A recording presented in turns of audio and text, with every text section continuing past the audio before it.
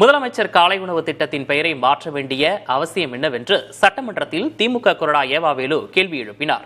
இதற்கு பதிலளித்த அமைச்சர் ராஜ்மோகன், திமுக ஆட்சியில் பல்வேறு திட்டங்களின் பெயர் மாற்றப்பட்டதை சுட்டிக்காட்டியதோடு காலை உணவு திட்டத்துக்கு காமராஜர் பெயர்தான் பொருத்தமானது எனவும் விளக்கம் அளித்தார்.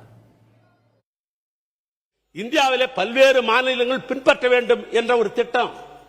இன்னும் சொல்ல போனால் லண்டன் கனடா பகுதியிலே அதை நாங்கள் தொடர்ந்து நிறைவேற்ற போகிறோம் என்று சொன்ன திட்டம். அந்த திட்டத்தினுடைய பெயர் முதலமைச்சர் காலை உணவு திட்டம். நான் கேட்க விரும்புவது, அந்த காலை உணவு திட்டத்தை மாற்றி காமராஜர் பெருந்தலைவர் பெயரை வைக்க வேண்டிய அவசியம் என்ன? ஏன் அந்த திட்டத்திற்கு மு.க. ஸ்டாலின் காலை உணவு திட்டம் என்று வைக்கலாமே என்று நான் கேட்டபொழுது முதலமைச்சர் சொன்னார், அப்படிலாம் இல்லை, யார் பெயரை வைக்க வேண்டிய அவசியம் இல்லை. முதலமைச்சர் என்பது பொதுவான பெயர், பொதுவான சொற்றொடர், அது யாரையும் குறிப்பிடுவது அல்ல.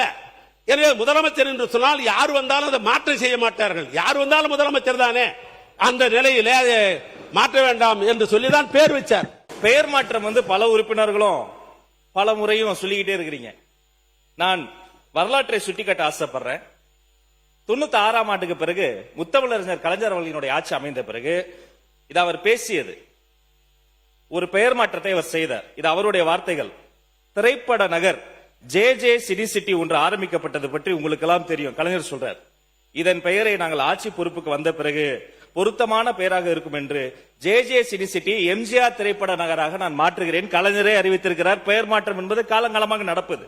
அம்மா பசுமை வீடு கலைஞர் கனவு இல்லமாக மாறுகிறது. அம்மா மருந்தகம் முதல்வர் மருந்தகம் மாறி இருக்கிறது.